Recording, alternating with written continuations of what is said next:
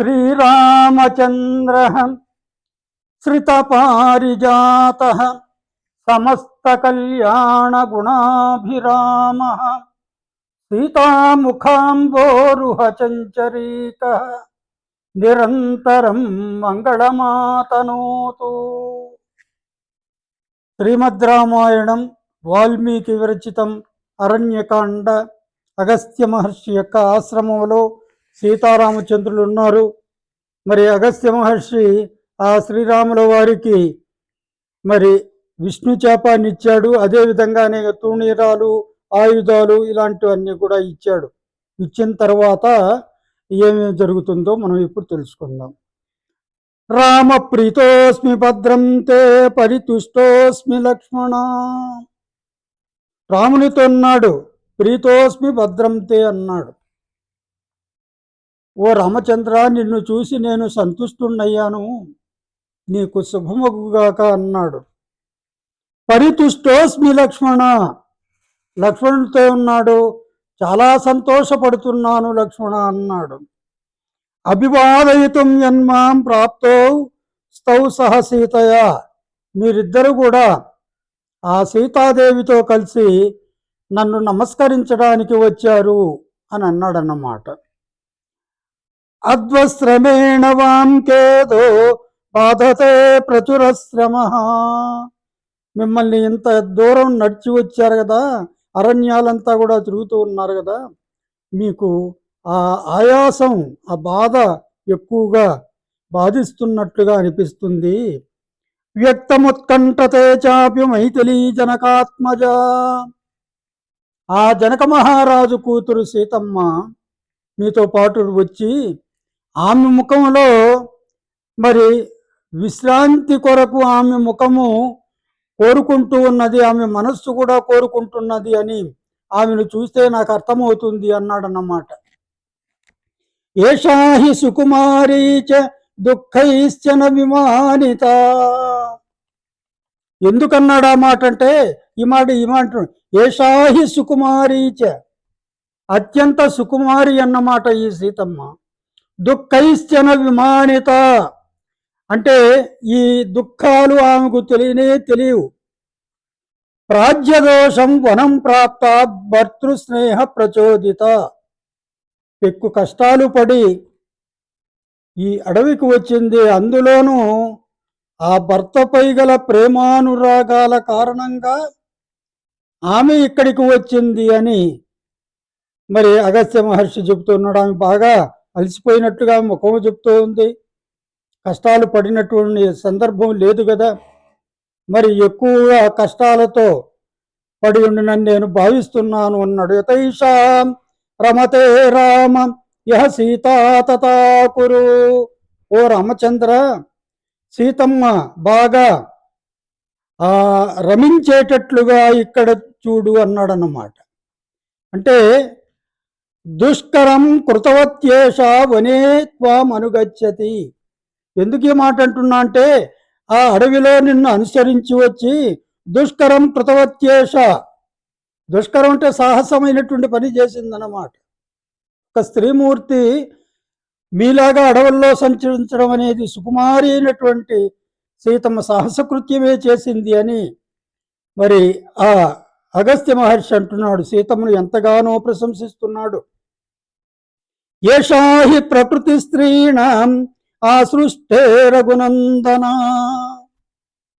సృష్టి కార్యం మొదలైనప్పటి నుంచి కూడా ఏషాహి ప్రకృతి స్త్రీణాం, స్త్రీల యొక్క స్వభావం ఈ విధంగా ఉంటుంది. ఏ విధంగా ఉంటుంది? సమస్తమనురంజతి విషమస్థం త్యజంతి చ. ఇక్కడ ఏమిటంటే సమస్తమనురంజంతి, వాళ్లకు అనుకూలంగా ఉన్నప్పుడు భర్తను వాళ్ళు అనురాగంతో చూస్తారు, వాళ్ళ ఎడల ప్రేమతత్వాన్ని కలిగి ఉంటారు. విషమస్థం త్యజంతి చ, కష్టాలు పాలైనప్పుడు వాళ్ళను వదిలిపెడుతూ ఉంటారన్నమాట. ఇది స్త్రీల యొక్క ప్రకృతి అని అగస్త్య మహర్షి అంటున్నాడు. శతహృదానాం లోలత్వం శస్త్రాణాం తీక్షణతాం తథా. మరి విద్యుత్తు యొక్క చంచలత్వము, శస్త్రముల యొక్క తీవ్రత, గరుడానిలయో శైగ్ర్యం, ఈ గరుడు ఈ అనిలు వాయువుల యొక్క వేగము, అనుగచ్చంతి యోషిత, స్త్రీలు అనుసరిస్తారు అన్నమాట. అంటే ఏంటి? ఆ విద్యుత్తులాగా ఆ చంచలంగా ఉంటారు. శస్త్రాల యొక్క తీవ్రత కూడా వీళ్ళ తీవ్రతను పోలి ఉంటుందన్నమాట. గరుడానిలయో శైగ్ర్యం, మరి ఆ గరుడు ఆ వాయువు ఎంత వేగంగా వెళతారో అంత వేగంగా కలిగి ఉంటారు స్త్రీలు అని చెప్పాడు. ఇయంతు భవతో భార్య దోషైరేతరి వివర్జిత. కానీ ఇప్పుడు నేను చెప్పినటువంటి స్త్రీల యొక్క దోషాలు ఉన్నాయి చూడండి. ఆ దోషాలు నీ భార్య అయినటువంటి సీతాదేవికి ఏమాత్రము లేవు అన్నాడు. శ్లాఘ్యాచ విపదేశ్యాచ యథాదేవి అరుంధతి, అరుంధతీదేవిలాగా ప్రశంసనీయురాలు, అరుంధతీదేవిలాగా పరమసాధ్వి అన్నమాట ఈ సీతమ్మ అని అంటున్నాడు. అరుంధతి ఎవరంటే వశిష్ఠ మహర్షి యొక్క ధర్మపత్ని. అలంకృతోయం దేశశ్చ యత్ర సౌమిత్రిణా సహ వైదేహ్యా చానయా రామ వచ్చసి త్వమరిందమా. మరి ఈ ప్రదేశాన్ని నీవు నీ భార్య అయినటువంటి సీతమ్మతోనూ సౌమిత్రినాచ లక్ష్మణునితోనూ అలంకరించు, వసించు అని చెప్పాడు. ఏవ ముక్తస్సమునినా రాఘవ సంయుత అంజలి ఘటించాడన్నమాట. అగస్త్య మహర్షి యొక్క మాటలు విన్న తరువాత శ్రీరాముడు ఉవాచ ప్రసృతం వాక్యం ఋషిం దీప్తం ఇవానలం, అగ్నిలాగా దేదీప్యమానంగా ప్రకాశిస్తున్నటువంటి అగస్త్య మహర్షితో ఈ విధంగా అన్నాడు రాముడు. ధన్యోస్మి అనుగృహీతోస్మి యస్య మే మునిపుంగవ గుణైః సభ్రాతృభార్యస్య వరద పరితుష్యతి. నా భార్యతోనూ నా సోదరునితోనూ వచ్చినటువంటి నేను మా ముగ్గురికి అన్నమాట చాలా అనుగ్రహం ఇచ్చావు, మరి వరములను ప్రసాదించావు అని అన్నాడు. ఇంకా ఏమంటున్నా అంటే కిం తు వ్యాధి సమే దేశం సోదకం బహుకాననం యత్రాశ్రమ ప్రదం కృత్వాం వసేయం నిరత సుఖం. ఏదైనా ఒక ప్రదేశం చూపించు, నేను ఆశ్రమాన్ని నిర్మించుకొని ఉంటాను అని అడుగుతున్నాడన్నమాట శ్రీరాముడు ఆ మహర్షిని. కాకపోతే ఏమిటంటే సోదకం బహుకాననం, పగదండిగా నీళ్లు లభించేటట్లుగా ఉండాలన్నమాట. అదేవిధంగా బహుకాననం, వనం విస్తారంగా ఉండాల. అప్పుడే యత్రాశ్రమ పదం కృత్వ, అక్కడ ఆశ్రమాన్ని నిర్మించుకొని వసేయం నిరత సుఖం, అప్పుడు నేను అక్కడ సుఖంగా ఉంటాను అని అన్నాడనమాట అతడు. యత్రాశ్రమ పదం కృత్వ వసేయం నిరత సుఖం తతో బ్రవీన్ మునిశ్రేష్ఠ శ్రుత్వా రామస్య తద్వచ. రాముని మాటలు విన్నాడు మరి ఆ మునిశ్రేష్ఠుడు. ధ్యాత్వా ముహూర్తం ధర్మాత్మ ధీరో ధీరతరం వచ. కాసేపు మౌన వృతాన్ని పాటించి ధ్యానమూర్ధుడై ఉండి నిశ్చయబుద్ధితో ఈ విధంగా అన్నాడు. ఇతో ద్వియోజనే తాత బహుమూల ఫలోదక. 2 యోజనాల దూరంలో మరి అనేక కందమూలాదులతోనూ మరి పండ్లతోనూ నిండినటువంటి బహుమృగ శ్రీమాన్, అనేక మృగాలు సంచరించేటటువంటి పంచవట్యపి విస్తృత, పంచవటి అనే పేరు కలిగినటువంటి చోటుంది. తత్ర గత్వాశ్రమ పదం కృత్వా సౌమిత్రినా సహ, అక్కడికి వెళ్ళి ఆశ్రమాన్ని నిర్మించుకొని లక్ష్మణ్తో పాటు రంశసే త్వం పితుర్వాక్యం యథోక్తం అనుపాలయన్, మీ తండ్రి గారి యొక్క మాటలను పాటిస్తూ అక్కడ ఆనందంగా ఉండగలవు అన్నాడు. కాలోయం గత భూయిష్టో యక్కాలస్తవ రాఘవ. 14 సంవత్సరాలు అరణ్యవాసం చేయమని మీ నాన్నగారు దశరథ మహారాజు చెప్పారు. అది గతభూయిష్టో యక్కాల, చాలా అందులో చాలా కాలం గడిచిపోయింది.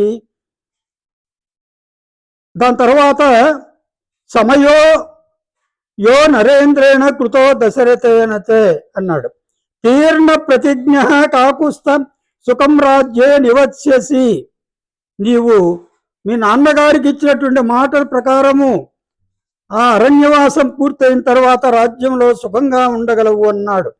ధన్యస్తే జనకో రామ సరాజ రఘునందన. ఆ రాజు దశరథ మహారాజు ఉన్నాడు, మీ నాన్నగారు, ఆయన ధన్యుడు. యస్త్వయా జ్యేష్ఠపుత్రేణ యయాతిర్వతారిత. మరి జ్యేష్ఠపుత్రుడు అయినటువంటి నీతో నీ వలన ఆయన మరి తన యొక్క ప్రతిజ్ఞని నెరవేర్చుకున్నాడు. ఇక్కడ ఏమిటంటే యయాతిర్వతారిత అంటున్నాడు. యయాతి ఎవరి కుమారుడు?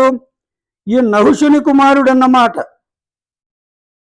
ఆయన ఆ నహుషునికి యయాతి కదా, యయాతికి ఆ శుక్రాచార్యుని యొక్క కూతురు అయినటువంటి దేవయానిని పెళ్లి చేసుకున్నాడు.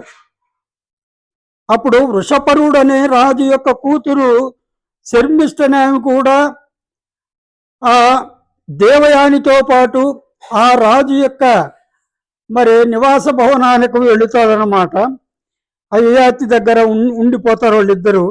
దేవయానికి 2 కొడుకులు పుడతారు, శర్మిష్ఠకు 3 పుత్రులు పుడతారు. కాకపోతే ఏమిటంటే ఆ శుక్రుడు ఆ యయాతి రాజుని శపించాడు. ఏమని? నా కూతురికి నీవు అన్యాయం చేశావు అని. మరలా వేడుకుంటే నీ యొక్క కొడుకు మరి నీ యొక్క వృద్ధత్వాన్ని తీసుకుని నీకు యువకత్వం ఇచ్చినప్పుడు నువ్వు మళ్ళా సుఖపడతావు అని చెప్తాడన్నమాట. ఇక్కడ కూడా దశరథ మహారాజు యొక్క జ్యేష్ఠ కుమారుడు శ్రీరాముడు కదా, నువ్వు నీ వలన మీ నాన్న సుఖపడతాడు తరువాత అంటే ఆయన ప్రతిజ్ఞ నెరవేర్చుకోవడమే సుఖం అదన్నమాట ఇక్కడ. దాని తర్వాత ఏమంటున్నా అంటే వితో హేష వృత్తాంతో మమ సర్వస్తవానగా తపస్య ప్రభావేన స్నేహ దశరథస్య.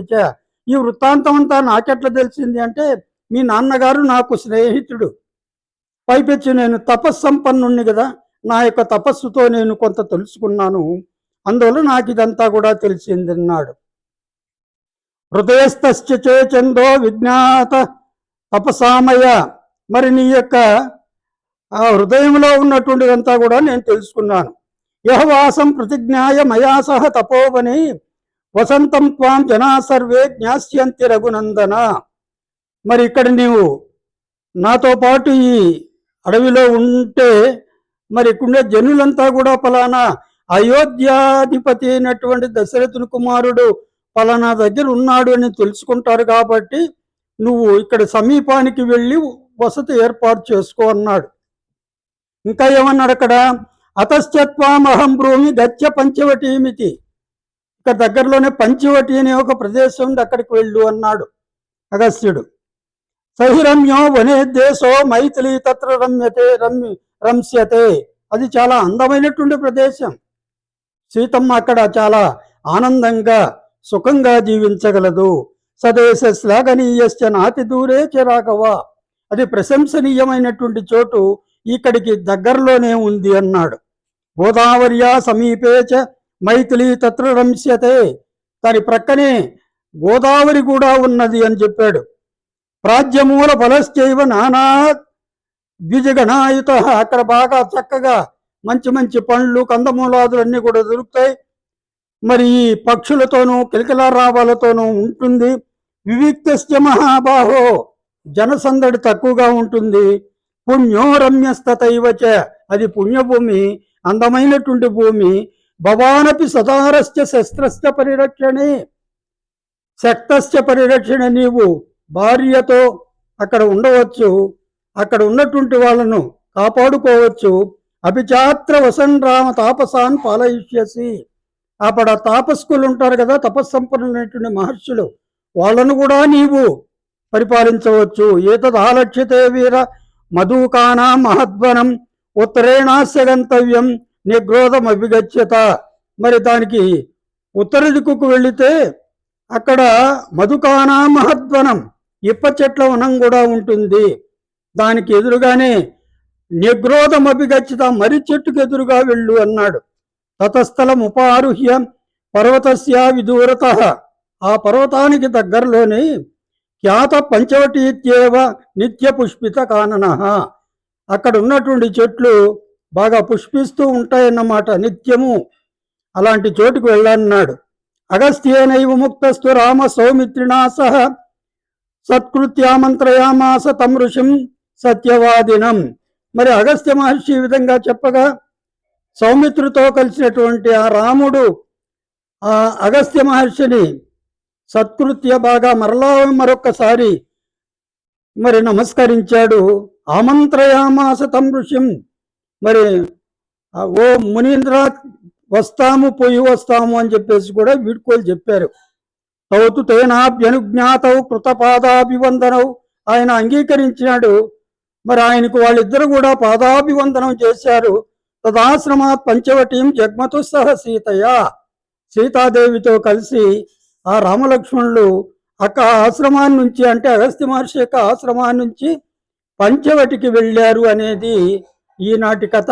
రేపు తిరిగి మరొక కథతో ప్రారంభిస్తాం. హరి ఓం తత్సత్.